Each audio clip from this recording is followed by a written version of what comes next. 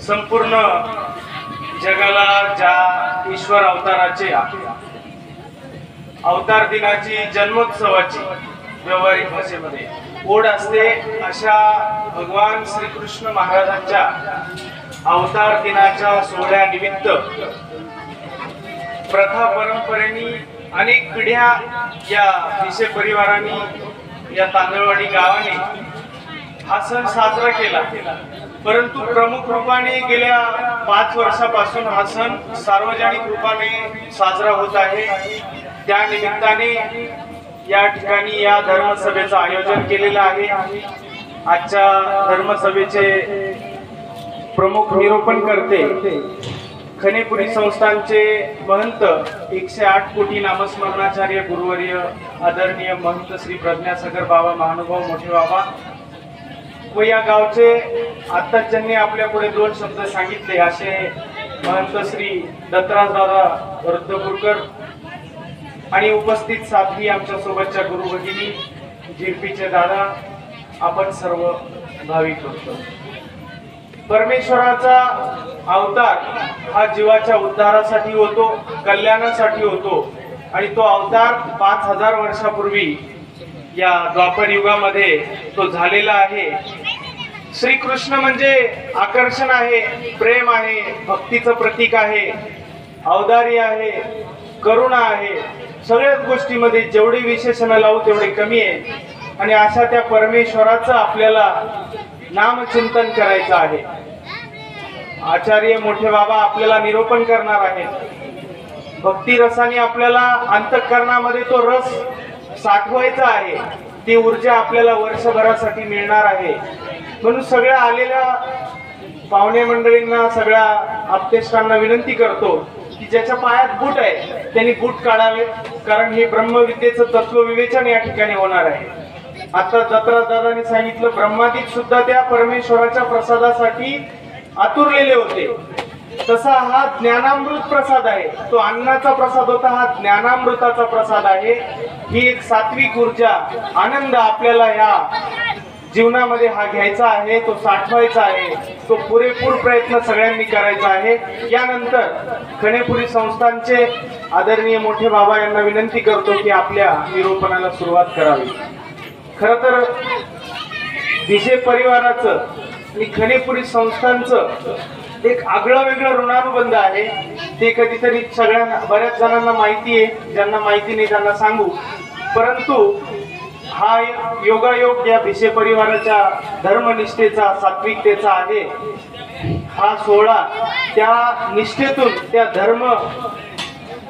धर्म प्रबोधनातून आणि त्यांच्या एकनिष्ठ भक्तीचं हे प्रतीक आहे। आता मी बाबांना विनंती करतो की आपल्या प्रबोधनाला सुरुवात करावी।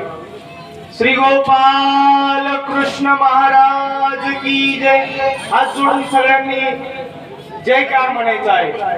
श्री गोपाल कृष्ण।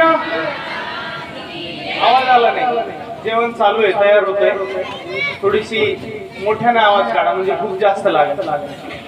श्री गोपाल आचार्य सर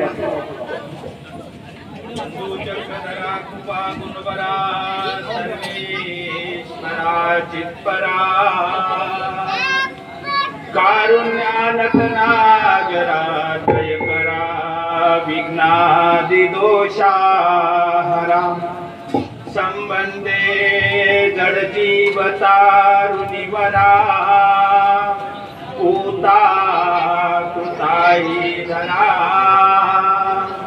दातारा करुणांकरा वरमती द्यावी विभो गुर्जरा सर्वज्ञ श्री चक्रधर स्वामी की जय। आज या तांदळवाडीच्या भूमीवरती आयोजित केलेल्या धर्म सोहळ्याच्या निमित्ताने उपस्थित असलेले सर्व श्री कृष्ण प्रेमी, धर्मप्रेमी अनुयायी वर्ग, बंधू भगिनी आणि बालगोपाळ, आजचा हा दिवस गोपाळ काल्याचा दिवस आहे आणि आज या ठिकाणी आपण सर्व जमलेलो आहोत उत्सवानिमित्ताने. द्वापार युगामध्ये ज्या परमेश्वराने अवतार घेऊन या सृष्टी रचनेचं रहस्य आपल्याला सांगितलं. परमेश्वर कोण, जीव कोण, देवता कोण, प्रपंच कोण याचं ज्ञान ज्या परमेश्वराने द्वापार युगामध्ये निरूपण केलं, त्या परमेश्वर अवताराचा आपण जय जयकार केलेला आहे. परमेश्वर भक्तीमध्ये, महानुभाव पंथामध्ये हा पंच अवताराचा जय जयकार सर्व दूरपर्यंत दुमदुमत असतो. परमेश्वराचे 5 अवतार, त्या पंच अवताराचं नामस्मरण जो करील, त्या पंच अवतार परमेश्वराच्या श्रीचरणावरती जो शरण जाईल, त्याचं रक्षण होतं, त्याचा उद्धार होतो, असे आमचे श्री गुरुजन वर्ग आम्हाला नेहमी सतत सांगत असतात. आणि म्हणून ज्या परमेश्वर अवताराचं आपण स्मरण करतो, त्या परमेश्वर अवताराचा आपण जय जयकार पण करत असतो. त्रिकाळ पूजाविधी भक्तांच्या जीवनामध्ये असते. प्रातःकाळचा पूजावसर आपण म्हणतो, मध्यान्ह काळचा पूजावसर म्हणतो, सायंकाळचा पूजावसर म्हणतो. या त्रिकाळ पूजाविधीच्या समारोपाला आपण परमेश्वराचा जय जयकार मात्र अवश्यमेव करीत असतो. पंच अवताराचा जय जयकार केल्यानंतर अजून एक जय जयकार करतो आपण, आणि तो जय जयकार म्हणजे 1650 तीर्थस्थान की जय. हा जय जयकार सर्वत्र केला जातो. 1650 तीर्थस्थान म्हणजे या पंच परमेश्वर अवताराच्या श्री चरण स्पर्शाने पवित्र झालेले तीर्थक्षेत्र. असे तीर्थक्षेत्र किती आहेत? 1650 आहेत. आणि 1650 तीर्थस्थान की जय म्हणल्याबरोबर आपल्या दृष्टीसमोर या भूमीवरती, या महाराष्ट्रावरती, या भरत भूमीवरती जेवढे 1650 तीर्थस्थान आहेत ते सर्व तीर्थस्थान आपल्या दृष्टीसमोर येतात आणि त्यांचा इतिहास 800 वर्षापूर्वीपर्यंत आपण पोहोचतो. 1650 तीर्थस्थान की जय म्हणल्याबरोबर या 1650 तीर्थस्थानाच्या ठिकाणी घडलेल्या लीळा, त्या ठिकाणी परमेश्वर अवताराने केलेला जीवांचा उद्धार, हे अवघ लीळा चरित्र आपल्या दृष्टीसमोर येतं. 1650 तीर्थस्थान की जय म्हणल्याबरोबर पूर्ण लीळा चरित्र आपल्या दृष्टीसमोर येतो. आणि हा लीळा चरित्र याचं वंदन करण्यासाठी आपण 1650 तीर्थस्थान की जय असा जय जयकार करीत असतो. आणि त्याच्यानंतर एक जय जयकार आहे, आणि तो जय जयकार आहे सत्य सनातन महात्मा धर्म की जय. पूर्ण परमेश्वर भक्तामध्ये, पूर्ण महानुभाव पंथामध्ये हा सत्य सनातन महात्मा धर्म की हा जय जयकार केला जातो. हा जय जयकार केल्याकार त्याच्यानंतर 1650 तीर्थस्थानी की जय हा जय जयकार, आणि त्याच्यानंतर सत्य सनातन महात्मा धर्म की जय हा जय जयकार आपण करत असतो. तर हे मुद्दे आपण समजून घेतले पाहिजे. त्याच्यामध्ये फार मोठं ज्ञान आहे. पंच अवताराचा जय जयकार केला, याच्यामध्ये ईश्वर अवतार आपल्या गुरुने आपल्या कानामध्ये फुकून 5 नामं सांगून आपल्याला उपदेश दिला आणि ते रहस्य सांगितलं की हेच अवतार तुझा उद्धार करणारा आहे आणि हेच अवतार तुझं रक्षण करणारे आहेत. म्हणून त्या पंच अवताराचा जय जयकार. त्या पंच अवताराच्या चरणस्पर्शाने पवित्र झालेली भूमी 1650 तीर्थस्थान, म्हणून त्यांचा जय जयकार. आणि हा परमेश्वराचा धर्म सृष्टीच्या आरंभापासून आलेला आहे, म्हणून सत्य सनातन महात्मा धर्म की जय असा आपण जय जयकार करतो. सत्य सनातन महात्मा धर्म की जय. हा सत्य सनातन महात्मा धर्म काय आहे, त्याचं या कलियुगामध्ये नाव काय आहे, याचं आपण थोडक्यात विश्लेषण पाहूया. यासाठी आपल्याला श्रीमद भगवद्गीतेकडे जावं लागेल. परब्रह्म परमेश्वर अवतार श्रीकृष्ण भगवंत चक्रवर्ती कुरुक्षेत्र भूमीवरती अर्जुनाला गीता शास्त्राचं निरूपण करीत आहेत. कुरुक्षेत्रावरती सगळे युद्धासाठी जमलेले ते सर्व सैन्य परस्परांच्या समोर उभे आहेत. तिथे भगवान श्रीकृष्ण अर्जुनाच्या रथावरती आरूढ आहेत. अर्जुन समोर उभा आहे हात जोडून आणि भगवान श्रीकृष्ण गीता निरूपण करत आहेत. आणि गीता निरूपण करत असताना भगवंत त्याला समजून सांगत आहेत. आणि भगवंत म्हणतात की हे अर्जुना, मी परमेश्वर, माझ्या दोन अवस्था आहेत, एक साकार रूपानी आणि दुसरी निराकार रूपानी. आज मी तुझ्या समोर साकार रूपाने उभा आहे. सावळा वर्ण, मोर पीस, बासुरी, पितांबर नेसलेला असा हा मी श्रीमूर्तीधार्या साकार रूप अवतार रूप परमेश्वर तुझ्या समोर उभा आहे. हे एक माझं रूप आहे. आणि दुसरं रूप आहे निराकार. आणि निराकार म्हणजे त्याला लांब, गोल, चौकोनी, त्रिकोणी, मनुष्याकृती किंवा कुठल्या पशुच्या आकृती, कुठलीही आकृती नाही, आकार नाही, असा निराकार परमेश्वर. माझ्या दोन अवस्था आहेत, एक साकार रूप आणि एक निराकार रूप.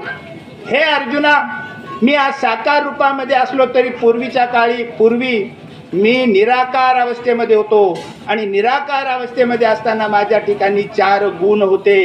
दया, मया, कृपा आणि करुणा हे 4 गुण माझ्या स्वरूपामध्ये नित्य आहेत.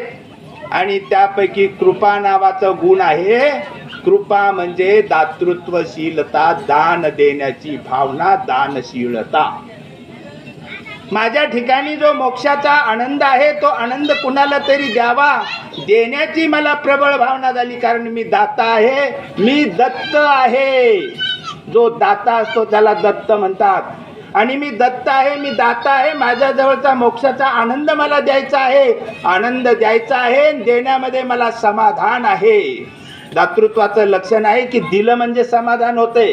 दान घेणाऱ्याला जेवढा आनंद होतो त्याच्यापेक्षा जास्त आनंद दान देणाऱ्याला होतो. ते एक समाधान असतं. आणि माझ्या ठिकाणी मोक्षाचा आनंद आहे आणि तो आनंद कुणाला तरी द्यावा म्हणून मी चौफेर दृष्टी टाकली तर मला तिथं 3 पदार्थ दिसले. एक जीव, दुसऱ्या देवता आणि तिसरा प्रपंच. आणि मग मी माझा मोक्षाचा आनंद देण्यासाठी मी प्रपंचाकडे पाहिलं. तो जड मूड पंचमहाभूत, भूमी, रापो, नलो, वायू, खम, मनो, जे तिथे सांगितले ना, पंचमहाभूताच्या रूपामध्ये होते. आणि ते माझ्या मोक्षाला पात्र नव्हते.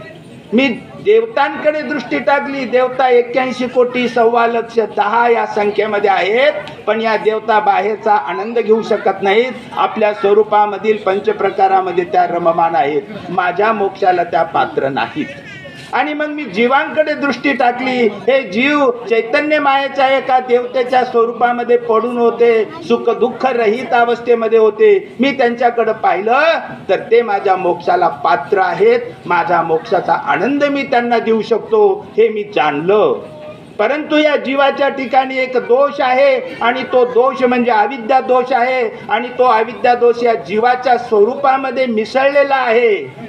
जसं एखाद्या बकेटीमध्ये पाणी घेऊन त्याच्यामध्ये जर तुम्ही शाई किंवा रंग टाकला, तो रंग त्या पाण्यामध्ये कसा मिसळून जातो, तसा हा अविद्या दोष त्या जीवामध्ये मिसळलेला आहे. आणि जोपर्यंत हा जीव त्या अविद्या दोषापासून मुक्त होत नाही तोपर्यंत तो माझा मोक्ष मिळवू शकत नाही. आणि म्हणून या जीवाला मुक्त करणं प्रथम भाग आहे. आणि या जीवाला अविद्या दोषापासून मुक्त करण्यासाठी सृष्टीची रचना करणे गरजेचं आहे.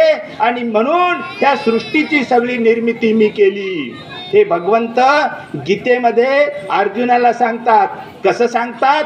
गीता अध्याय 14 श्लोक 3 आणि 4 भगवान श्रीकृष्ण अर्जुनाला म्हणतात की हे अर्जुना, मम योनिर्महद् ब्रह्म तस्मिन् गर्भं दधाम्यहं संभव सर्वभूतानां ततो भवति भारत. सर्वयोनिषु कौन्तेय मूर्तय संभवन्त्या तासां ब्रह्म महद्योनिर् अहं बीज प्रद पिता. गीता अध्याय 14 श्लोक 3 आणि 4 भगवान श्रीकृष्ण म्हणतात की हे अर्जुना, माझ्या अनंत शक्ती आहेत. त्या अनंत शक्तीमध्ये महत ब्रह्म नावाची एक शक्ती आहे, तिला चैतन्य माया सुद्धा म्हणल्या जातं. आणि या चैतन्य मायेच्या स्वरूपामध्ये ती माझी योनी आहे. आणि त्या योनीमध्ये मम योनीर महत ब्रह्म, ही माझी योनी आहे महत ब्रह्म. आणि तस्मिन गर्भम दधाम्यहम, तिच्या स्वरूपामध्ये त्या सृष्टी रचनेचं मी बीज टाकलं. काय? संभव सर्वभूतानाम, या सगळ्या सृष्टीची रचना कर अशी मी आज्ञा केली. आणि म्हणून हे अर्जुना, अहम बीज प्रद पिता, या सृष्टी रचनेचं बीज टाकणारा मी सर्वांचा पिता आहे. भगवान श्रीकृष्ण म्हणतात या सृष्टी रचनेचं बीज टाकणारा मी सर्वांचा पिता आहे. म्हणून आपण प्रार्थना करतो, त्वमेव माताच पिता त्वमेव. ह्या जीवाचा पिता परमेश्वरच आहे. आणि अशा पद्धतीने ह्या सृष्टी रचनेची आज्ञा परमेश्वराने केली. आणि या परमेश्वराच्या आज्ञेनं त्या महत ब्रह्माने, त्या चैतन्य मायेने या सृष्टीची रचना केली. सर्व जीव या सृष्टीमध्ये आणले. 81 कोटी 1.25 लाख 10 देवता आणल्या आणि ही सृष्टी रचना केली. आणि परमेश्वराच्या आज्ञेनं 4 युगांची स्थापना केली. 4 युग कोणते? कृतयुग, त्रेतायुग, द्वापार युग आणि कलियुग, हे 4 युग स्थापन केले. आणि मग 4 युग स्थापन झालेले आहेत. सृष्टीची रचना झालेली आहे. सुरुवातीचा काळ आहे तो. आणि त्या काळामध्ये प्रतिष्ठान नगरीमध्ये ब्रह्मदेवता, ज्याला 4 मुख आहेत त्याला विधी सुद्धा म्हणतात. विधी विधी विधी लिखित हा शब्द ऐकला असेल. ती ब्रह्मदेवता आणि कमल पुष्पावरती बसलेली आहे. आणि मानसिक सामर्थ्याने 4 पुत्र तिथं उत्पन्न झाले. भगवद्गीतेमधलं हे सृष्टी रचनेचं सार सांगितलं. आता श्रीमद भागवतामध्ये एकादश स्कंदामध्ये सांगितलेलं आहे. ब्रह्मदेवता बसलेली आहे आणि मनामधून चिंतन सुरू असताना त्यांना तिथं 4 पुत्र उत्पन्न झालेले आहेत. त्या 4 पुत्रांचं नाव आहे सनक, सनकादिक, सनंदन आणि सनातन. हे 4 पुत्र तिथं उभे राहिलेत आणि ब्रह्मदेवाला म्हणतायत आम्हाला ज्ञान निरूपण करा. आणि ब्रह्मदेवानी त्या ठिकाणी 4 वेदांचं ज्ञान निरूपण केलेलं आहे. 4 वेद कोणते? सामवेद, ऋग्वेद, यजुर्वेद आणि अथर्ववेद. हे 4 वेद तिथं सनकादिकांना निरूपण केले. अजून ब्रह्मदेवानी त्या ठिकाणी 4 वर्णांची स्थापना केली. ब्राह्मण मुखातून, क्षत्रिय छातीतून, वैश्य जांघेतून आणि शूद्र पायातून असे 4 वर्ण स्थापन केल्याचं वर्णन एका हिंदू धर्मशास्त्रामध्ये आहे. हे 4 वर्ण आणि 4 वेद निरूपण करून ब्रह्मदेवानी तिथे देवता धर्माची स्थापना केली. हा देवता धर्म म्हणजे 81 कोटी 1.25 लाख 10 देवतांचे कर्मकांड सांगणारा हा देवता धर्म. 33 कोटी देवतांचे कर्मकांड सांगणारा हा देवता धर्म, अंतर्याग बहिर्याग सांगणारा हा देवता धर्म तिथं स्थापन केला ब्रह्मदेवानी सृष्टीच्या आरंभी. आणि त्या देवता धर्माचं नाव त्यावेळेस काय होतं? सनातन धर्म. आणि हा देवता धर्म स्थापन केला. सनकादिकांनी त्या वेदांचा अभ्यास सुरू केला. आणि अभ्यास सुरू केल्यानंतर खूप खोलवर सखोल असं चिंतन केलं. आणि त्या चिंतनामधून त्या सनकादिकांना 3 प्रश्न निर्माण झाले. पहिला प्रश्न, या सृष्टीची रचना कोणी केली आहे? या प्रश्नाचं त्यांनी उत्तर वेदामध्ये शोधलं पण उत्तर सापडलं नाही. दुसरा प्रश्न, या जीवाला अविद्या बंधनातून सोडविणारा कोण आहे? ह्याही प्रश्नाचं उत्तर त्यांना वेदामध्ये सापडलं नाही. तिसरा प्रश्न, या जीवाला शाश्वत असा मोक्ष देणारा कोण आहे? याचंही उत्तर सापडलं नाही. आणि ते सनकादिक 4ही पुत्र ब्रह्मदेवाला शरण आले आणि म्हणाले आम्हाला ह्या प्रश्नाचे उत्तर द्या. आणि ब्रह्मदेवानी ते प्रश्न ऐकले आणि ते अंतर्मुख झाले. कारण हे प्रश्न परमेश्वराशी संबंधित आहेत. ब्रह्मदेवाला सुद्धा परमेश्वर समजलेला नाही. आणि या ब्रह्मदेवानी तिथे चिंतन केलं त्या परमेश्वराचं, त्या निराकार परमेश्वराचं, की हे परमेश्वरा तुम्ही प्रगट व्हा आणि ह्या प्रश्नांची उत्तरं द्या. आणि भागवतामध्ये असं सांगितलेलं आहे श्रीमद भागवतामध्ये की तो निराकार परमेश्वर त्या ब्रह्मदेवाच्या सभेमध्ये हंस रूपाच्या पक्षाच्या रूपाने प्रगट झाला आणि तिथे त्या परमेश्वराने ब्रह्मविद्याशास्त्र निरूपण केलं आणि तिथे परमेश्वराचा धर्म स्थापन केला आणि उत्तर दिलं की मी परमेश्वर माझ्या आज्ञेने या सृष्टीची रचना केलेली आहे. मी परमेश्वर या जीवाला मुक्त करणारा आहे अविद्या बंधनातून आणि मीच परमेश्वर या जीवाला मोक्ष देणारा आहे. त्या तीनही प्रश्नाची उत्तरं मिळाले. संकादिकांनी उठून दंडवत केला आणि तिथं परमेश्वराचा धर्म स्थापन झाला आणि त्या धर्माचं नाव काय होतं?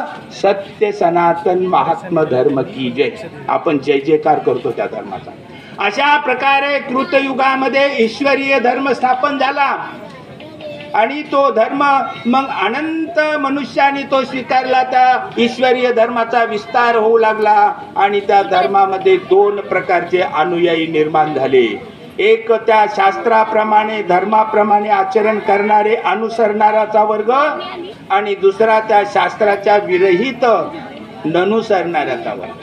ज्यांनी त्या शास्त्राप्रमाणे आचरण केलं त्यांचा उद्धार झाला आणि ज्यांनी त्या ईश्वराच्या आज्ञा पाळल्या नाहीत आणि त्यांना दोष लागला आणि ते ननुसरले आणि त्यांचं 25% जीवस्वरूप मिळालं आणि त्यांची खालच्या युगामध्ये गच्छंती झाली, तर खालच्या युगामध्ये ते अधपतित झाले. कृतयुगामध्ये त्रेतायुगामध्ये हे सर्व जीव आले ज्यांना दोष लागला. ते त्रेतायुग लागलं, कृतयुग संपलं. त्रेतायुगामध्ये त्या ठिकाणी परमेश्वराने स्थापन केलेला तो पूर्वीचा कृतयुगामधला धर्म लोपला. ग्लानी आली धर्माला. श्रीमद भगवद्गीतेमध्ये भगवान श्रीकृष्ण सांगतात की जेव्हा जेव्हा धर्माला ग्लानी येते तेव्हा तेव्हा मी अवतार घेतो.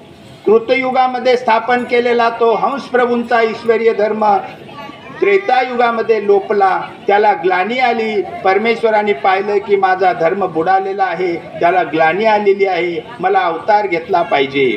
आणि मग परमेश्वराने त्या त्रेतायुगामध्ये श्री दत्त रूपाने अवतार घेतला. लीळा चरित्रामध्ये असं सांगितलेलं आहे की बद्रिकाश्रमाला अत्री अनुसयेच्या ठाई परमेश्वराने अवतार घेतला श्री दत्त प्रभूंच्या रूपाने आणि त्या श्री दत्तात्रय प्रभूंनी पुन्हा ईश्वरीय धर्म स्थापन केला. जे शास्त्र हंस प्रभूंनी कृतयुगामध्ये सांगितलेलं होतं तेच शास्त्र श्री दत्तात्रय प्रभूंनी, तेच ब्रह्मविद्याशास्त्र श्री दत्तात्रय प्रभूंनी यदुराजाला निरूपण केलं आणि धर्म स्थापना केली. त्रेतायुगामध्ये ईश्वरीय धर्म प्रसारित झाला आणि तो धर्म विस्तारू लागला आणि मग त्याच्यामध्ये पुन्हा दोन प्रकारचे अनुयायी निर्माण झाले. एक धर्माप्रमाणे आचरण करणारे, त्यांचा उद्धार झाला आणि दुसऱ्या प्रकारचे जे अनुयायी आहेत जे धर्माच्या विरहित आचरण करणारे, त्यांना दोष लागला आणि त्यांची अधोगती झाली. त्यांना खालच्या युगामध्ये लोटलं. खालचं युग होतं द्वापार युग. त्रेतायुग संपलं, द्वापार युग लागलं आणि द्वापार युगामध्ये पुन्हा ईश्वराने स्थापन केलेला धर्म पुन्हा लोपला. धर्माला ग्लानी आली. ईश्वर कोण, देवता कोण, परमेश्वर कोण हे कुणालाही कळेना. आणि त्याच्यानंतर मग या द्वापार युगामध्ये परमेश्वराने पाहिलं की आता माझा धर्म लोपलेला आहे आणि म्हणून परमेश्वराने त्या द्वापार युगामध्ये अवतार घेतला. यदा यदा हि धर्मस्य ग्लानिर्भवति भारत अभ्युत्थानम अधर्मस्य तदात्मानं सृजाम्यहम. जेव्हा जेव्हा धर्माला ग्लानी येते तेव्हा तेव्हा मी अवतार घेतो, हे परमेश्वराचं वचन असल्यामुळे. आणि द्वापार युगामध्ये आणि जन्म गोकुळ अष्टमी आपण जी साजरी केली काल, त्याप्रमाणे श्रावण महिन्यामध्ये अष्टमीच्या रात्री 12 वाजता परमेश्वराने अवतार घेतला. त्या द्वापार युगामध्ये धर्माला ग्लानी आली होती. म्हणजे काय झालेलं होतं? लोक परमेश्वराला विसरून देवी देवतेची भक्ती करत होते. गोकुळामध्ये काय स्थिती होती? गोकुळामध्ये त्या काळामध्ये इंद्रदेवतेची पूजा करत होते लोक. इंद्र पूजा करायचे, दरवर्षी इंद्राची पूजा करायचे. परमेश्वराने अवतार घेतलेले त्यांच्यामध्ये, पण त्यांना माहितीच नाही परमेश्वर अवतार आहेत आपल्या गोकुळामध्ये. बाळकृष्णाच्या रूपाने परमेश्वर अवतार नांदत आहेत हे गोकुळातल्या लोकांना माहितीच नाही. त्यांना असं वाटत होतं की परमेश्वर अवतार नाही, ते श्रीकृष्ण म्हणजे एक साधारण बालक आहे. अशा भावनेनं ते राहत होते, श्रीकृष्णाकडे पाहत होते, श्रीकृष्णाच्या बाललीलांकडे पाहत होते. आणि परमेश्वर तर सांगत होते की मी तुमचा उद्धार करण्यासाठी तुमच्यामध्ये अवतरलेलो आहे, या जीवाचा उद्धार करण्यासाठी अवतरलेलो आहे. आणि असं त्या गोकुळामधलं स्थिती होती. आणि त्या गोकुळामध्ये आणि तेथील लोक इंद्रपूजा करत.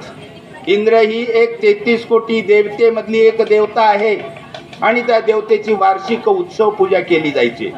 त्या गोकुळामध्ये मोठं उत्सवाचं एक वातावरण असायचं. सगळे गोकुळातले लोक इंद्राची पूजा बांधायचे आणि इंद्राची पूजा करायचे. बाळ श्रीकृष्णांनी विचार केला, मी परमेश्वर या सृष्टीचा रचना करता, या सृष्टीचा मालक पालक, या सृष्टीचा उद्धार करता, आणि मी बाळ रूप धारण करून या गोकुळामध्ये आलेलो आहे. आणि हे सगळे गोकुळामधले अज्ञानी लोक आणि मला सोडून इंद्राची पूजा करतायत. आता इंद्र ही देवता यांना काय देणार आहे बरे? इंद्राची पूजा केल्याने यांचं काय भलं होणार आहे बरे? त्यापेक्षा ह्या गोपाळांनी, या गोकुळवासियांनी जर मज परमेश्वराची पूजा केली तर मी त्यांना ह्या नरकापासून, या जन्ममृत्यूच्या फेऱ्यापासून मुक्त करून यांना शाश्वत असा मोक्ष देणारा मी परमेश्वर इथे उपस्थित असताना ते माझी पूजा न करता इंद्र या सामान्य देवतेची पूजा करतात. श्रीकृष्णांनी विचार केला, भगवंतांनी विचार केला आणि म्हणाले, मी जर सरळ यांना म्हणालो की अहो गोकुळवासीय वडीलधाऱ्यांनो, आज तुम्ही इंद्रपूजा करू नका, यावर्षी माझी पूजा करा, असं जर मी सांगितलं तर हे पचणार नाही या लोकांना, हे यांना पटणार नाही. आणि ते म्हणतील, अरे कृष्णा, तू तर यशोदेचा लहान बालक, नंदाचा पुत्र, आणि तुझी कशी पूजा करायची? हे लोक माझं ऐकणार नाहीत. आणि मग त्यासाठी भगवान श्रीकृष्णांनी एक लीळा केलेली आहे, ती भागवतामध्ये प्रसिद्ध आहे. भगवान श्रीकृष्ण बाळ रूपामध्ये असलेले ते ईश्वर अवतार, आणि एकदा त्या ग्रामसभेमध्ये गोकुळातील वडीलधाऱ्या वृद्धांच्या समोर म्हणाले की हे पहा, हा इंद्र आहे, याची पूजा तुम्ही तर पिढ्यानपिढ्यापासून करता, याचा काहीही उपयोग नाही. त्यापेक्षा तुम्ही असं करा की हा गोवर्धन पर्वत आहे, हा गोवर्धन पर्वत हाच आपला पोषक आहे, हाच आपला रक्षक आहे. आणि यावर्षी इंद्रपूजा बंद करा आणि गोवर्धन पूजा करा. भगवान श्रीकृष्णांनी सांगितलं आणि गोकुळवासियांना पटलं, कारण त्यांची सर्व अर्थव्यवस्था ही गोवर्धन पर्वतावरती डिपेंड होती. ते कृषी कर्म करणारे पशुपालक होते, आणि पशुपालक आणि कृषी कर्म करणारे असतात, त्यांना महान तत्वज्ञान पचत नसतं, त्यांना अशाच पद्धतीनं सांगायचं असतं. आणि भगवंतांनी सांगितलं त्या गोवर्धनाची पूजा करा, कारण गोवर्धन पर्वतामुळे पाऊस पडतो, गोवर्धन पर्वतावरती हिरवेगार गवत असतं, त्या गवतावरती आपलं गोधन पोसलं जातं, दूध दुभत्याचा महापूर आपल्या गोकुळामध्ये येतो, समृद्धी येते, म्हणून गोवर्धनाची पूजा करा. श्रीकृष्ण भगवंताचं हे म्हणणं गोकुळवासियांना पटलं. आणि एके दिवशी श्रीकृष्ण भगवंतांनी त्या गोवर्धन पर्वतावरती गेले आणि तिथे फिरून आपल्या चरण स्पर्शाने तो सगळा पर्वत पवित्र करून टाकला. आणि मग गोवर्धन पर्वताचा दिवस उगवला. गोवर्धन पर्वताची सगळी तयारी, पूजा, गोवर्धन पूजेची तयारी सुरू झाली. आणि त्या गोकुळामध्ये आणि त्या सगळं गोकुळवासियांनी मोठा एक उत्सवाचं एक तयारी केली. गाई वासरं त्यांचे शिंग रंगवले, लहान मुलांना कपडे आणले, बैलगाड्या सजवल्या, पहाटेच उठले, नैवेद्याची तयारी केली, फुलं पुष्पहार विडावसर वगैरे घेऊन. आणि त्या ठरलेल्या दिवशी सूर्योदयाच्या आधी प्रातःकाळी उठून आणि वाजत गाजत नाचत हे सगळे गोकुळवासीय लोक गोवर्धन पर्वताकडे निघाले. गोवर्धन पर्वतावरती आले आणि गोवर्धन पर्वतावरती तिथे येऊन त्यांनी पूजा मांडली आणि तिथे गोवर्धन पूजा केली. श्रीमद भागवतामध्ये आपल्याला हे बघायला मिळेल. गोवर्धन पूजा केली म्हणजे काय केलं की परमेश्वर श्रीकृष्णाने आपल्या श्रीचरण स्पर्शाने तो पर्वत पवित्र करून टाकलेला होता. आणि त्या श्रीचरण स्पर्श पर्वताची पूजा केली. सगळीकडे पूजा मांडलेली आहे. भक्ती गुणामध्ये स्तुतीमध्ये सगळे गोकुळवासी रंगून गेलेले आहेत. आणि भगवान श्रीकृष्ण अदृश्य झाले आणि त्या गोवर्धन पर्वतामध्ये सामावले आणि सर्व पूजा त्यांनी स्वीकारली. आणि इकडे इंद्राला मोठा धक्का बसला की गोकुळवासियांनी आपली पूजा बंद केली आणि त्यांनी त्या गोकुळवासियांना धडा शिकवण्यासाठी आणि मुसळाधार वृष्टी पर्जन्य वृष्टी करायला सुरुवात केली. सगळीकडे जलप्रलय झाला. नदी नाले एक झाले. गोकुळगाव बुडून गेलं. सगळीकडे हाहाकार उडाला. पाणीच पाणी ढगफुटीसारखं वातावरण निर्माण झालं. सगळे घाबरले आणि म्हणाले आपण या कृष्णाचं ऐकलं आणि म्हणून आपण संकटात पडलो. आणि सर्वजण श्रीकृष्णाला म्हणाले अरे श्रीकृष्णा काय परिस्थिती आणली तू आमच्यावरती. पूर्वीसारखी प्रथा आम्ही बंद केली आणि तुझं ऐकलो म्हणून हे आमच्यावरती संकट आलं. आता आमचं रक्षण कोण करणार. त्यावेळेस भगवान श्रीकृष्ण म्हणाले काही चिंता करू नका, हा गोवर्धन पर्वतच आपलं रक्षण करेल. असं म्हणून श्रीकृष्णांनी तो पर्वत करंगळीवरती उचलून धरला आणि श्रीकृष्णाला तेव्हापासून गिरीधारी असं म्हणायला लागलो आपण, गोवर्धन पर्वत उचलणारा. आणि श्रीकृष्ण भगवंतांनी पर्वत उचलला आणि सगळे गोपाळ गाई वासरं वृद्ध गोकुळवासी त्या पर्वताच्या आश्रयाला गेले आणि सुखरूप राहिले. 7 दिवस त्या ठिकाणी पर्जन्यवृष्टी झाली. नंतर पाऊस थांबला आणि तो इंद्र तिथे बघायला आला की आता गोकुळवासियांची कशी परिस्थिती असेल, फजिती झाली असेल. आता कधी माझी पूजा बंद करण्याची ती हिंमत करणार नाहीत. असं विचार करत तो इंद्र ऐरावती हत्तीवरती बसून तिथे आला आणि पाहतोय तर काय गोवर्धन पर्वताच्या आश्रयाला सगळे गोपाळ सगळे गाई वासरं सुखरूप आहेत. आणि मग तो परमेश्वराला शरण आला आणि त्या ठिकाणी त्यांनी श्रीकृष्ण भगवंताची महापूजा केली आणि श्रीकृष्ण भगवंताचे चरण कपिला गाय जी काळी असते त्या गाईचं दूध आणलं, पाद्यपूजा केली, प्रक्षालन केलं आणि तिथं श्रीकृष्ण भगवंताची पूजा केली. तेव्हापासून त्या गोवर्धन पर्वतावरचे पाषाण आणि ते पाषाण आणून परमेश्वराचे भक्त आपल्या घरात देवाऱ्यावरती ठेवून त्याची पूजा करू लागले. अशा प्रकारे द्वापार युगामध्ये सगळीकडे अधर्म पसरलेला होता. धर्माला ग्लानी आलेली होती आणि परमेश्वराने अवतार घेतला. परमेश्वराने एकमात्र सांगितलं माझा पहिला अवतार माझा नाही, माझ्या आधी अनेक अवतार झालेले आहेत. भगवान श्रीकृष्ण काय म्हणतात यदा यदा हि धर्मस्य ग्लानिर्भवति भारत अभ्युत्थानम अधर्मस्य तदात्मानं सृजाम्यहम. जेव्हा जेव्हा धर्माला ग्लानी येते तेव्हा तेव्हा मी अवतार घेतो. आताही मी अवतार घेतलाय. याचा अर्थ असा आहे की आता माझ्या या धर्माला ग्लानी आली म्हणून मी अवतार घेतलाय. म्हणजे माझ्या आधी सुद्धा हा धर्म होता म्हणूनच त्याला ग्लानी आली. मग माझ्या आधी ज्या परमेश्वर अवताराने धर्म स्थापन केला तो परमेश्वर अवतार कोण. त्याची ओळख आहे श्री दत्तात्रेय प्रभू. श्री दत्तात्रेय प्रभूंचा अवतार झाला.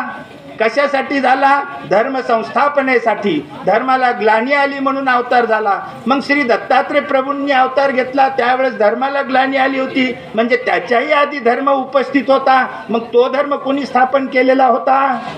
कोणत्या तरी ईश्वर अवतारांनी स्थापन केला आणि म्हणूनच तो धर्म वाढला. नंतर चालून त्याला ग्लानी आली मग तो स्थापन करण्यासाठी ईश्वराने धर्म घेतला. म्हणजे श्री दत्तात्रेय प्रभूंच्या आधी तो ईश्वर अवतार होता श्री हंस प्रभू.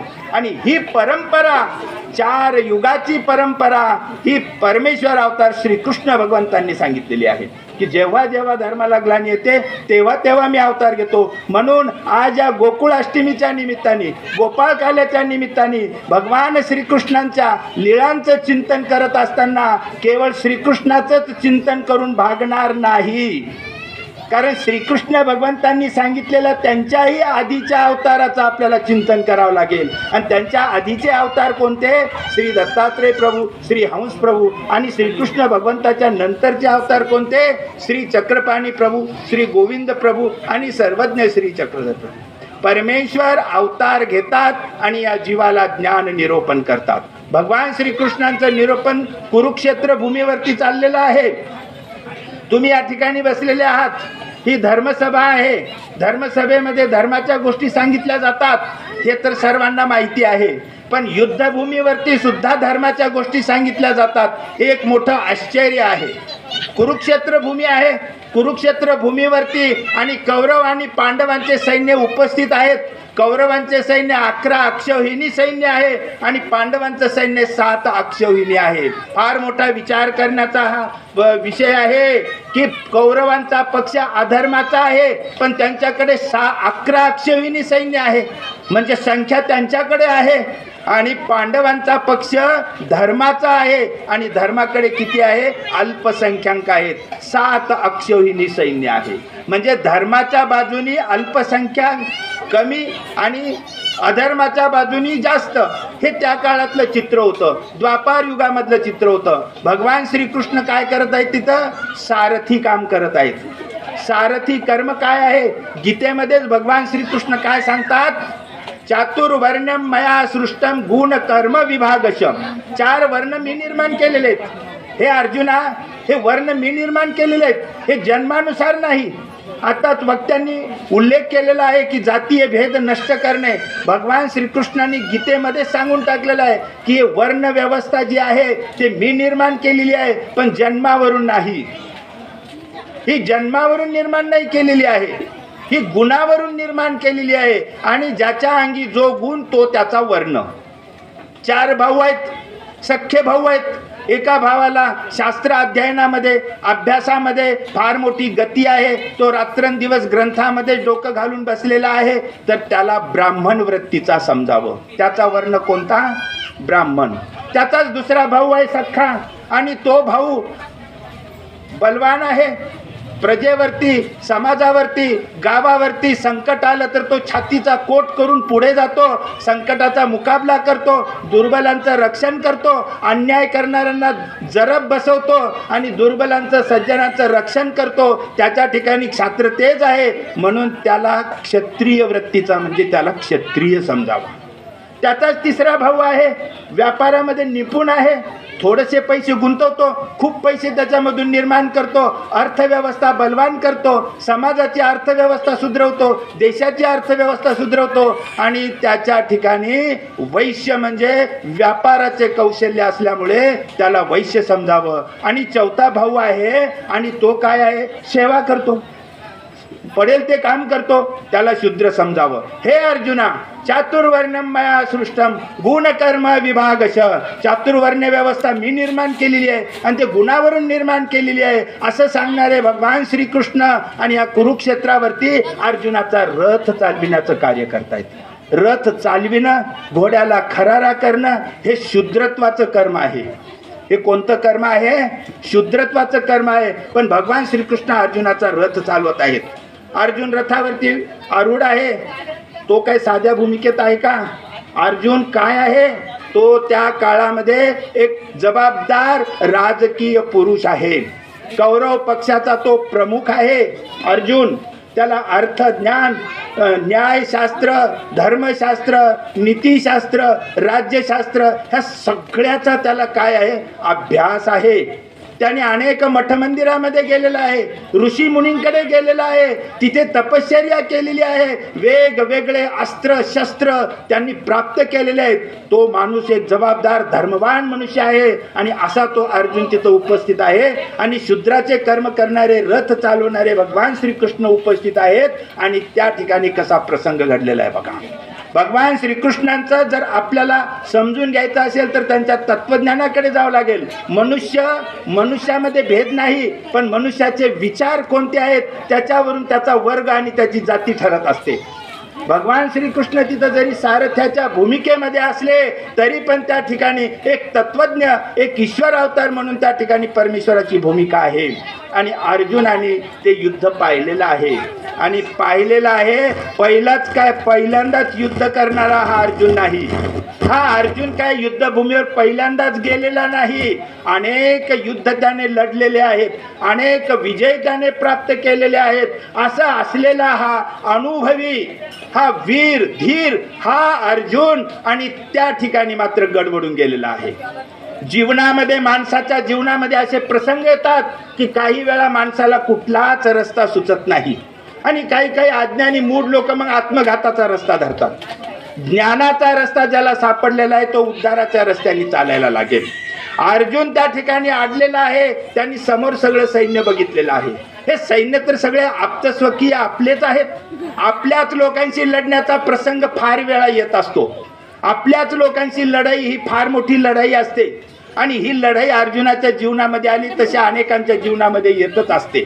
स्वकीयांशी लढणं आणि ते कसं लढावं हे सांगणारं शास्त्र म्हणजे श्रीमद भगवद्गीता शास्त्र होय. आणि मग अर्जुन समोर पाहतो, अरे अरे हे सगळे कौरव लोक तर माझेच आप्त आहेत, माझेच गोत्र आहेत, माझेच सखे सोयरे आहेत. परकीयाशी लढणं सोपं आहे, परकीयाच्या युद्ध जिंकणं सोपं आहे, पण स्वकीयाशी युद्ध जिंकणं फार कठीण आहे. आणि अर्जुनावरती हा प्रसंग आलेला आहे. तो उपस्थित आहे, पाहतोय आणि पाहिल्यानंतर त्याच्या मनामध्ये एक प्रकारचं वादळ उठत आहे. हे सगळे कौरव तर माझे बांधव आहेत, आता मी यांच्याशी कसं लढू, यांच्याशी कसं लढू. आणि मी जर लढाईला सुरुवात केली तर मी या सगळ्यांना मारेल, हा विश्वास त्याच्या ठिकाणी होता. आणि मी या कौरवांना मारल्यानंतर काय घडेल, परिणामाचा विचार करत असतो बुद्धिवान लोक मनुष्य. परिणाम, मी हे केल्याने काय होईल, मी ते केल्याने काय होईल, मी असं केलं म्हणजे काय होईल. जो परिणामाचा विचार करतो त्याला ज्ञानी म्हणतात, जो परिणामाचा विचार करत नाही त्याला अज्ञानी म्हणतात. माणसं जीवनामध्ये जगतात, परिणामाचा विचार करत नाहीत. आलेला सुंदर असा जन्म व्यर्थ घालवितात, त्याचा परिणाम काय होतो. कोणी सप्तव्यसनांमध्ये जन्म वाया घालवितात, कुणी आळसामध्ये जन्म वाया घालवतात, कुणी धनसंपत्ती जमवण्यामध्ये वेळ वाया घालवतात, कुणी व्यर्थ खटाटोपी भांडणं वादविवाद करण्यामध्ये वेळ वाया घालवितात. पण याचा परिणाम काय होईल याचा विचार माणसं करत नाहीत. हा परिणामाचं ज्ञान देण्याचं जबाबदारी साधू संतांवर असते. परिणाम काय होईल हे समजावून सांगतात ते गुरु लोक, आणि म्हणून आपण जीवनामध्ये गुरु करतच असतो. हा अर्जुन त्या ठिकाणी परिणामाचा विचार करतोय.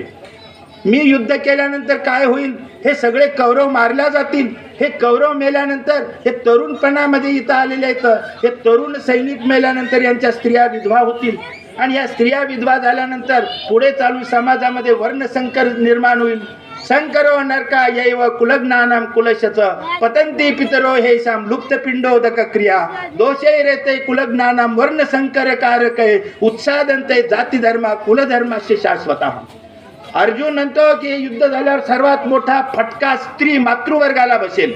कुठल्याही युद्धामध्ये सर्वात मोठी हानी लढाई करणाऱ्या सैनिकांची होत नसते, युद्धभूमीवरती मरणाऱ्या सैनिकांची हानी होत नसते, तर त्या सैनिकांचे जे बाया पोरं लेकरं असतात त्या स्त्री वर्गाची सर्वात मोठी हानी होत असते. आणि ही हानी जाणणारा तो राजनीतिज्ञ अर्जुन होता की मी जर युद्ध केलं तर हे सगळे कौरव मारल्या जातील, आणि हे सगळे कौरव जर मेले तर यांच्या स्त्रिया विधवा होतील. ऐन तारुण्यामध्ये वैधव्य प्राप्त होणं म्हणजे नरकापेक्षा वाईट जीवन होतं त्या काळामध्ये. आणि मी हे युद्ध केलं, कौरव मारल्या गेले, यांच्या स्त्रिया विधवा होतील, समाजात अनाचार निर्माण होईल, आणि त्याच्यामधून वर्णसंकर निर्माण होतील, संकरित संतती निर्माण होईल. आणि संकरित संतती निर्माण झाल्यानंतर ती संतती आणि रूढीप्रमाणे, धर्माच्या या चाकोरीप्रमाणे, परंपरेप्रमाणे पिंडदान श्राद्ध करेल. आणि श्राद्ध जर संकरित संततीनं जर श्राद्ध केलं तर 21 पिढ्याच्या पूर्वज नरकाला जातात, असं एका हिंदू धर्मशास्त्रामध्ये सांगितलेलं आहे की खऱ्या मुलांनीच, खऱ्या बापाच्या पोटच्या मुलांनीच जर श्राद्ध पिंडदान केलं तरच त्यांना सद्गती होते. अन्यथा संकरित मुलांनी जर पिंडदान केलं तर त्याचे 21 पिढ्याचे पूर्वज नरकाला जातात, असं एका शास्त्रामध्ये सांगितलेलं आहे. हे अर्जुनाने ऐकलेलं होतं. हा भयंकर परिणाम होणार होता, आणि म्हणून अर्जुनाच्या मनावरती मोहाचा पगडा बसला. अर्जुनाचा मन मोहाने झाकोळलं आणि त्या ठिकाणी तो हतबल झाला. आणि तो म्हणाला, भगवंता श्रीकृष्णा, मला हे युद्ध करायचं नाही. युद्धभूमीवरती युद्धाच्या अभिलाषेनं, युद्धाच्या तयारीने गेलेला तो सेना नायक, तो युद्धाचा प्रमुख आणि जो आहे तोच म्हणतो युद्ध करायचं नाही. काय परिस्थिती झाली असेल विचार करा. तुमच्या व्यवहारामध्ये, ग्रस्ताश्रमामध्ये मुलाचं लग्न ठरवलं, तुम्ही मुलगी पाहिली, तिथीवार काढला, पत्रिका छापल्या, पाहुण्या रावळ्याला निमंत्रित केलं, सगळी तयारी झाली, ठरलेल्या दिवशी सगळी गर्दी तुमच्याकडे आली, मंडप भरलेला आहे पाहुण्या रावळ्यांनी, सगळीकडे आता आनंदाचं लग्नाचं वातावरण आहे. आणि त्या प्रसंगी अंतरपाठ धरून तिथं ब्राह्मणवृंद उभे आहेत, आणि त्याच वेळेस मुलगा म्हणतो, थांबा थांबा थांबा, मला हे लग्न करायचं नाही. काय स्थिती निर्माण होईल तिथे. तिथे अशी स्थिती निर्माण होईल, तुला युद्धच लग्न करायचं नव्हतं तर एवढं सगळं सांगितलं कशाला? अर्जुनाने पण तशीच परिस्थिती निर्माण केलेली आहे की मला हे युद्ध करायचं नाही. युद्ध काय एका दिवसात तयारीला लागलेले होते, बरेच वर्षापासून युद्धाची तयारी चाललेली होती आणि युद्ध तयारी होत होत होत होत तिथं जमलेले होते आणि अर्जुन म्हणतो मला युद्ध करायचं नाही. आणि कशामुळे? त्याच्या मनावर झालेला परिणाम, मी जर कौरव सैन्याला मारलं तर सगळे समाजामध्ये अनाचार निर्माण होईल म्हणून युद्ध करायचं नाही. आणि त्या ठिकाणी भगवान श्रीकृष्णाची एंट्री झालेली आहे. भगवान श्रीकृष्णाचा रोल तिथून पुढे सुरू झालेला आहे.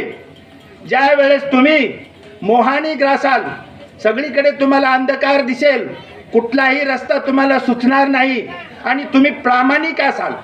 माणसं प्रामाणिकच नसतात. अज्ञानी असणं वेगळं, प्रामाणिक असणं वेगळं. बरेच अज्ञानी प्रामाणिक नसतात. ते म्हणतात आम्हाला कळतं हो.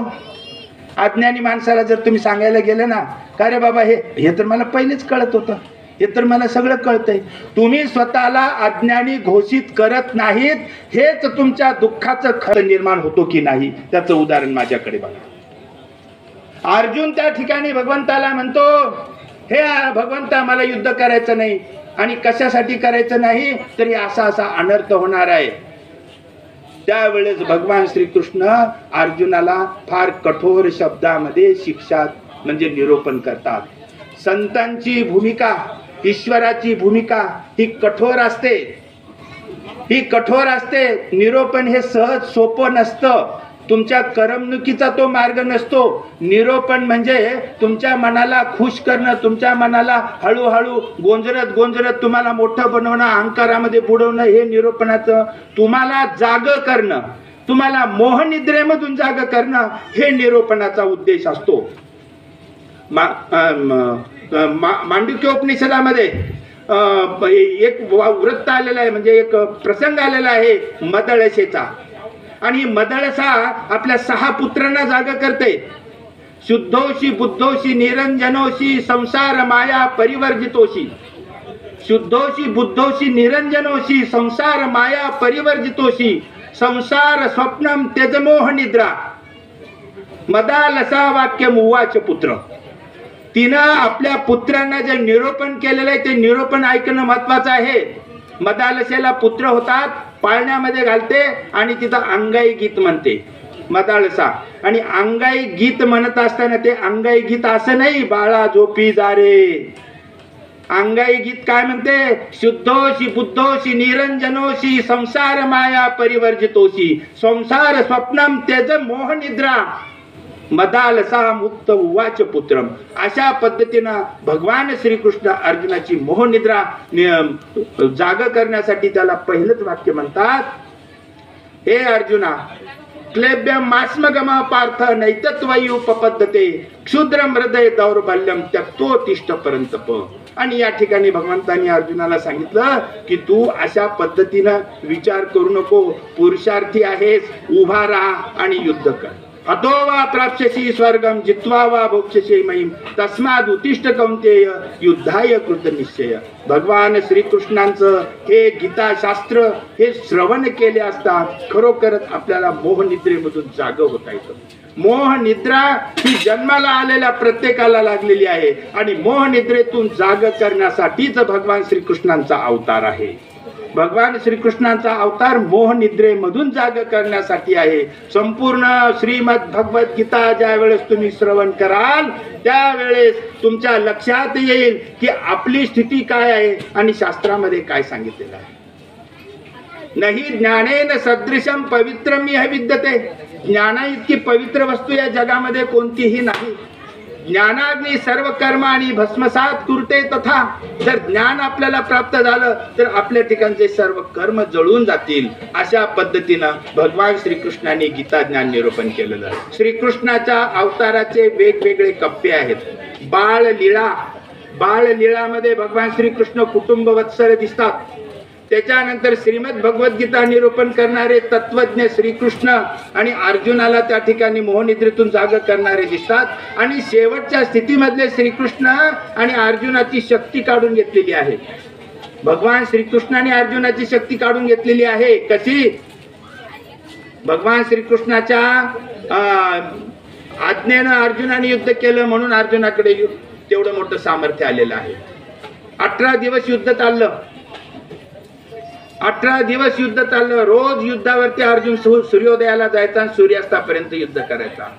परित्राणाय साधूनां विनाशायचं दुष्कृतम, सर्व कौरव पक्षांचा नाश झालेला आहे. आणि त्या ठिकाणी आणि भगवान श्रीकृष्ण 18वा दिवस उघडला. युद्ध संपलेलं आहे. सूर्यास्त झालेला आहे आणि भगवान श्रीकृष्ण रथ एका कदंबाच्या झाडाखाली आणून उभे करतात. पहा, हा प्रसंग महत्वाचा आहे. पूर्ण गीता ऐकल्यानंतर तुम्हाला ह्याच्यामध्ये गीतेचं सार सापडेल. भगवान श्रीकृष्ण रथ एका कदंबाच्या झाडाखाली आणून उभे करतात आणि अर्जुनाला म्हणतात, अर्जुना तू रथाच्या खाली उतर. अर्जुनाला विचार पडतो, रोज श्रीकृष्ण भगवंत स्वतः उतरत होते आणि आज मला उतरायला सांगतात. विचार करत करत तो खाली उतरतो, काही अंतर जाऊन उभा राहतो. नंतर श्रीकृष्ण भगवंत घोड्याला मुक्त करतात. घोडे बाजूला जाऊन उभे राहतात आणि श्रीकृष्ण भगवंत त्या रथाच्या खाली येतात आणि तेवढ्यात एक आश्चर्य घडतं आणि तो रथ धडधडून पेटतो आणि त्याच्या ज्वाला आकाशाकडे झेपावायला लागतात. जळायला लागतो रथ. अर्जुन विस्फारल्या नेत्रांनी त्या रथाकडे बघतो, आश्चर्यचकित होतो आणि भगवंताला विचारतो, भगवंत हे कसं घडलं? त्यावेळेस भगवंत सांगतात की अरे अर्जुना, 18 दिवस युद्ध चाललं. शत्रू पक्षांकडून तुझा नाश करण्यासाठी अनेक प्रकारचे शस्त्र अस्त्र तुझ्यावरती सोडले गेलेले होते, तुझा नाश करण्यासाठी. परंतु या रथावरती माझं अधिष्ठान होतं. मी या रथावरती उपस्थित होतो आणि जिथं माझं अधिष्ठान असतं, यत्र योगेश्वर कृष्णो यत्र पार्थो धनुर्धर, जिथं माझं अधिष्ठान आहे तिथं या जगातलं कुठलंच विघ्न तुला टच करू शकणार नाही, स्पर्श करू शकणार नाही. माझं अधिष्ठान या रथावरती असल्यामुळं या रथाचं नुकसान झालं नाही. आणि आज जर मी तुला उतरायला न सांगता मी आधी उतरलो असतो तर तुझ्या सहित रथ स्वाहा झाला असता. जीवनामध्ये परमेश्वराचं अधिष्ठान महत्वाचं आहे. जीवनामध्ये परमेश्वराचं चिंतन, मंथन, मनन आणि ज्ञान आवश्यक आहे. या कलियुगामध्ये ज्याच्या अंगी परमेश्वराचं ज्ञान आहे, ज्याच्या अंगी परमेश्वराचं नामस्मरण आहे, त्याला स्पर्श करणार नाही, त्याला पीडा देणार नाही, असं या कलियुगाने परमेश्वराला वचन दिलेलं आहे. आणि म्हणून त्या परमेश्वराचं स्मरण म्हणजे त्या परमेश्वराच्या लीळा, त्या परमेश्वराचं चिंतन म्हणजे त्यांच्या ज्ञानाचं चिंतन. आणि हे करण्यासाठी आपण असे सोहळे आयोजित करीत असतो. आज जो गोपाळ काल्याचा जो सोहळा आहे, हा सोहळा अत्यंत महत्वाचा आहे. या ठिकाणी श्रीकृष्ण भगवंताच्या लीलांचं चिंतन घडावं, श्रीकृष्ण भगवंताच्या कार्याचं स्मरण व्हावं म्हणून दरवर्षी आपण हा सोहळा आयोजित करत असतो. आणि आश्चर्याची गोष्ट म्हणजे की ह्या सोहळ्याच्या यशस्वीतेसाठी मातृवर्ग सर्वात पुढे असतो. कारण सरकारने एक कायदा बनवलेला आहे. प्रत्येकाने आपल्या नावापुढे मातेचं नाव लावायचं आणि नंतर पित्याचं नाव लावायचं आणि नंतर आहे का नाही असा कायदा. कारण काय आहे, मातृसत्ताक पद्धतीच या देशाला वाचवू शकते. मातृसत्ताक पद्धतीच या देशाला वाचवू शकते. आणि मातृसत्तेला, मातृपक्षाला कळलेलं आहे की धर्मच आपलं रक्षण करणार आहे म्हणून त्यांचीच उपस्थिती सगळीकडे जास्त असते धर्मामध्ये. हे वैशिष्ट्य आहे आपल्या याच्यामध्ये. कारण मातृपक्ष हाच जिच्या हाती पाळण्याची दोरी ती जगाते उद्धरी. आणि हे सरकारला कुणीतरी सांगितलं म्हणून त्यांनी कायदाच बनवला. मी त्या मंत्रालयामध्ये गेलो आणि तिथं पाहिलं, प्रत्येक मंत्र्याच्या पुढे त्यांच्या आईचं नाव होतं, वडिलांचं नाव होतं आणि त्याच्या पुढे आडनाव होतं. मी मंत्रालयामध्ये पाहिलं, म्हणले मातृसत्ताक पद्धती. आणि भगवान श्रीकृष्णांनी ज्या मातेच्या उदरी जन्म घेतला, परमेश्वर अवतार होते वास्तविक, सर्व जीवांचे ते पिता आहेत, तरी पण परमेश्वर या सृष्टी व्यवस्थेला मान देतात. म्हणून सर्वांनी या मातृशक्तीला मान दिलेला आहे. आणि अशा त्या परमेश्वराच्या लीळा, असे ते परमेश्वराचं चरित्र आपल्याला कळावं, आपल्याला त्याचं मंथन चिंतन व्हावं, या हेतूने आपल्या ह्या गावामध्ये दरवर्षी गोपाळ काल्याचा कार्यक्रम आयोजित केला जातो. आदरणीय धर्मनिष्ठ या गावाचे मार्गदर्शक कैवल्यवासी जिजा यांनी तांदळवाडी गावाला, जिजा म्हणजे कोण आपल्याला माहिती आहेत ना, धर्मनिष्ठ, धर्माचे आधारस्तंभ नानासाहेब पाटील भिशे, आणि हे सर्व त्यांनी या वडीलधारी मंडळींनी या गावाला वळण दिलेलं आहे. त्यांचाच वसा आपले धर्मनिष्ठ आदरणीय श्री नकुल भाऊजी, नकुल भाऊ चालवितात. त्यांची इच्छा असते, तळमळ असते की ह्या गावातील लोकांना, यांना साधू संतांचं सतत सान्निध्य मिळावं, यांना ज्ञानाचा विचाराचा म्हणजे प्रसाद मिळावा आणि हे ज्ञान सतत जागृत राहावं. या हेतूने या ठिकाणी बरेच जण हे सर्व भिशे परिवार उपस्थित राहून प्रयत्न करून कष्ट करून हा गोपाळ काल्याचा कार्यक्रम आयोजित करतात. मला फोन आला भैयाचा, विशाल भैया, त्याच्यानंतर सरपंच आहे त्यांचा फोन आला, गणेशरावनी मला पत्रिका पाठवली आणि म्हणले की आपल्याला वेळेचं दान देण्यासाठी यावं लागेल. आता कोणी धनाचं दान दिले, कुणी अन्नदान दिले, आम्ही आमच्या वेळेचं दान द्यायचं. म्हणलं हे तर आमच्याकडे वेळ भरपूर आहे, कारण वेळेचं दान देणं बी एक फार मोठी म्हणजे गरजेची गोष्ट आहे. आणि मी एक प्रेम आहे आणि एक तुम्हाला सांगतो, मी कुणाला सांगत नाही बरं का, पण तुम्हाला म्हणून सांगतो की मी ज्या देवस्थानाची सेवा करतो आहे त्या देवस्थानाचं पालकत्व तुमच्या भिशे परिवाराकडे आहे. मी खाजगीत बी सांगतो, जाहीर रीतीनं पण सांगतो, ज्या वेळेस या गावातील वयोवृद्ध धर्मनिष्ठ भक्त मंडळी ज्या वेळेस जालन्याला खणेपूरला यायचे देवस्थान करायला, त्यांच्याकडून मी ऐकलेले, जिजांकडून मी ऐकलेलं आहे की आमच्या पूर्वज गुरूंनी ही जबाबदारी त्यांच्याकडे दिलेली आहे की खणेपुरीच्या देवस्थानाचं पालकत्व, पालकमंत्री असतात का नाही जिल्ह्याला, आमच्या देवस्थानाचे पालकमंत्री कोण आहेत? भिसे आहेत आमच्या जालना जिल्ह्यातून.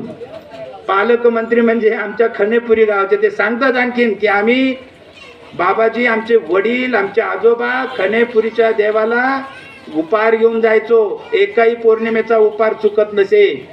आणि जर नदीला महापूर आलेला असला तर आम्ही अलीकडच्या काठावरून दंडोत घालून उपार दाखवायचो. मला दादांनी पण सांगितलेलं आहे. आणि असे यांचा जो प्रयत्न आहे की परमेश्वराचा धर्म इथे सतत ज्ञान दृष्टीनं जागृत राहावा. आता एक थोडक्यात तुम्हाला महत्त्वाचा मुद्दा सांगतो की मंडळी कशासाठी कष्ट करतात, कशासाठी कार्यक्रम करतात. सर्वज्ञ श्री चक्रधर प्रभू अवतार झाला गुजरातमध्ये, भरवस नगरीमध्ये. विशाल देव राजा, मालनी माता, त्यांचे पुत्र हरिपाळ देव, त्यांचा 25व्या 27व्या वर्षी निधन झालं. त्यांच्या देहामध्ये प्रवेश करून परमेश्वराने अवतार घेतला. ते श्री चक्रधर प्रभू गुजरातचा त्याग केले, राज्याचा, महाराष्ट्रामध्ये आले, गावोगावी गेले आणि फिरत फिरत या जंगलामधून आणि पाऊल वाटेनं चालत चालत खणेपूरला आले. कशासाठी आले? की हा जो परमेश्वराचा विचार आहे हा प्रदेशामधल्या सगळ्या लोकांपर्यंत पोहोचावा. काय गरज होती त्यांना पायी पायी फिरण्याची? खणेपुरीला आले, तिथे भारद्वाज पक्षाला वेध दिला, तिथं भक्तिजनांना निरोपण केलं, तेथील गावातील लोकांचं भोजन स्वीकारलं आणि पुढे मार्गस्थ झाले. आणि अशा पद्धतीने या महाराष्ट्रामध्ये फिरून त्यांनी तो ब्रह्मविद्या ज्ञान आणि ज्ञानाचा ह्या ठिकाणी जे समाजाला जे मार्गदर्शन केलं ते पिढ्यानपिढ्या चालत राहावं, पिढ्यानपिढ्या चालत राहावं या हेतूने हे मंडळी सुद्धा तांदळवाडीचे कार्य करतात. आणि त्यांनी सांगितलं की बाबा तुम्ही आले पाहिजेत.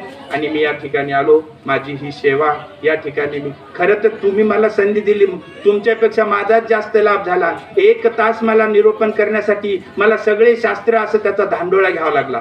एक एक वाक्य, एक एक श्लोक मला हुडकून काढावं लागलं. जे विस्मृती मध्ये जाणारे ते प्रवचनाच्या रूपाने आणखीन त्यांची काय झाली, उजळणी झाली. माझ्या प्रवचनाचं उजळणी झाली म्हणजे तुमच्यापेक्षा लाभ मलाच जास्त झाला. आणि अशा पद्धतीने मी आपल्या ठिकाणी ही सेवा सादर करण्यासाठी आलो. आणि या ठिकाणी नकुल भाऊ यांनी सुद्धा मला सांगितले, आणि हे आता कितीतरी सर्व यादी आहे, मी हे सगळी यादी एका शब्दात सांगतो. भिशे परिवार आणि भिशे भक्त मंडळी यांच्या या प्रयत्नाने हा कार्यक्रम या ठिकाणी संपन्न होत आहे. सर्वज्ञ श्री चक्रधर प्रभूंच्या ठिकाणी स्थायी श्री चरणाला मी अशी प्रार्थना करतो की हे परमेश्वरा, त्या मंडळीला बळ दे, कारण तू बळ दिलं तरी पुढं आणखीन खूप मोठं कार्य करणार आहेत. यांच्या हाताला बळ दे, यांच्या मनगटाला बळ दे, यांना मानसिक बळ दे आणि यांच्या पाठीशी तुझी सर्व शक्ती उभी कर. यांच्यावरती कृपादृष्टी कर आणि यांच्या हातून असे कार्य उत्तरोत्तर मोठ्या स्वरूपामध्ये होत राहावेत. मी खनेपुरीवरूनच काय पूर्ण भारतभरातून साधू संत इथं येत राहावेत, ही संख्या वाढत राहावी आणि हे तू यांच्याकडून करून घ्यावं असं मी श्री चक्रधर प्रभू चरणी प्रार्थना करतो आणि माझे 2 शब्द या ठिकाणी मी थांबवितो. सर्वज्ञ श्री चक्रधर स्वामी की जय. या ठिकाणी आत्ताच आदरणीय बाबांनी परमेश्वराच्या अवताराचं वर्णन आपल्या शब्दरूपाने आपल्या समोर केलेलं आहे. आता या ठिकाणी एक आरती होईल आणि त्यानंतर उपहार होईल आणि आपल्याला प्रसाद घ्यायचा आहे. खरं तर श्रीकृष्ण चरित्र एवढं अगाध आहे, अगम्य आहे. अहोरात्र जरी समुद्राची शाही केली आणि पर्वताची लेखणी केली तरी परमेश्वराचं तत्व अगाध आहे.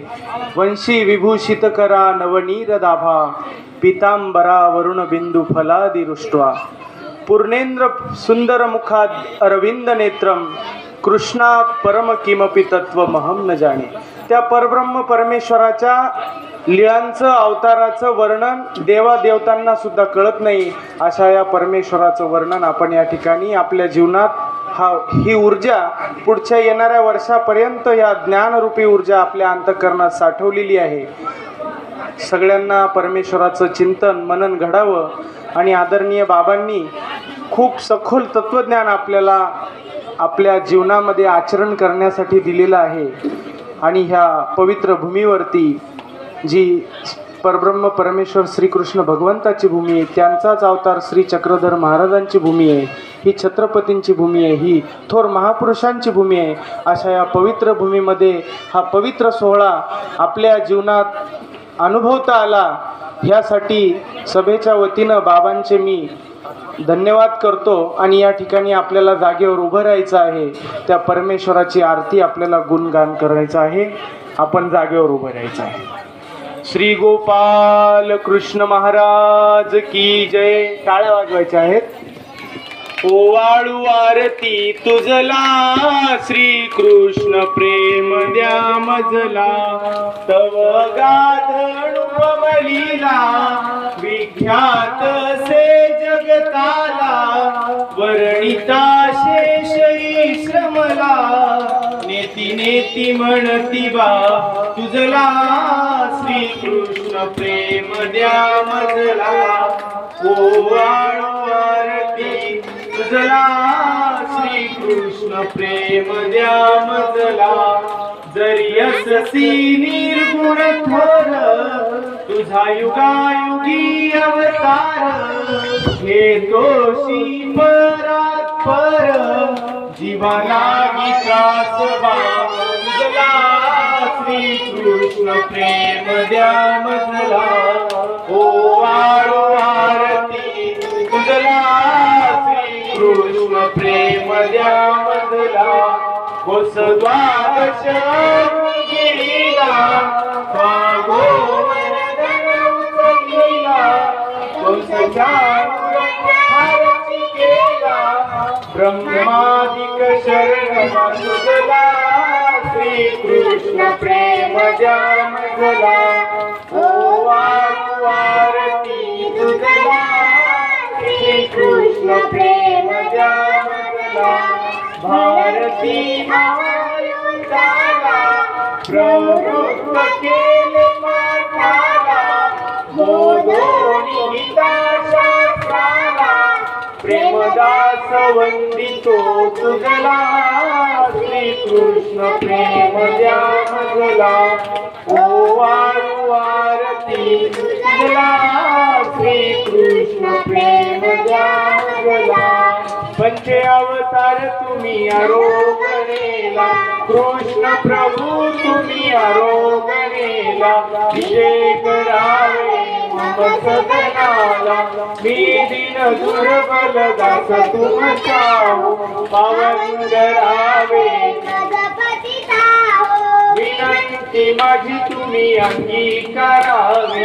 आरोगणा मम मानितशी करावी प्रसन्न होणी मज प्रसाद द्यावा अशुद्ध जीव मम शुद्ध करावा बाबा कुमार क्षिती भावी मनाला प्रेम दान द्यावा गरीबाला पंचावतार तुम्ही आरोग्येला कृष्ण प्रभू तुम्ही आरोग्येला विजय करावे मम सदनाला विजय करावे मम सदना वसुदेव सुतं देवं कंसचाणूरमर्दनम् देवकी परमानन्दं कृष्णं वन्दे जगद्गुरुं सह्याद्रिशिखरे रम्यमत्र्यनसूयनन्दनम् तं वन्दे परमानन्दं श्रीदत्तात्रेयं जगद्गुरुं पुत्रं विशालदेवस्य नित्यमुक्तिप्रदायकम् मानवी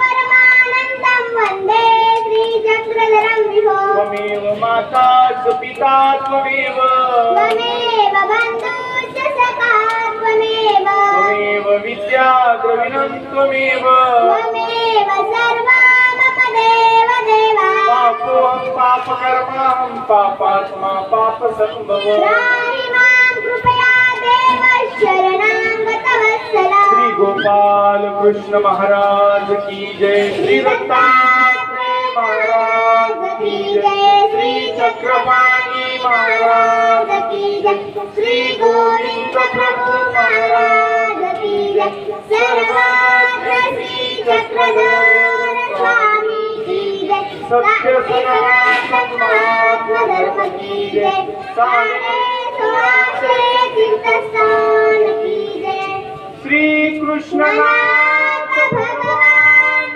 की जय गोपाला गोपाला देवकी नंदन गोपाला गोपाला गोपाला देवकी नंदन गोपाला गोपाला गोपाला देवकी नंदन गोपाला गोपाला गोपाला देवकी नंदन गोपाला देवकी नंदन गोपाला देवकी नंदन गोपाला वसुदेव नंदन गोपाला वसुदेव नंदन गोपाला गोपाला गोपाला देवकी नंदन गोपाला गोपाला गोपाला देवकी नंदन गोपाला गोपाला गोपाला देवकी नंदन गोपाला गोपाला गोपाला देवकी नंदन गोपाला श्री गोपाल कृष्ण भगवान की जय हॅलो हॅलो हॅलो महिला मंडळाने जागीच बसायचंय जेवायला आणि पाहुण्या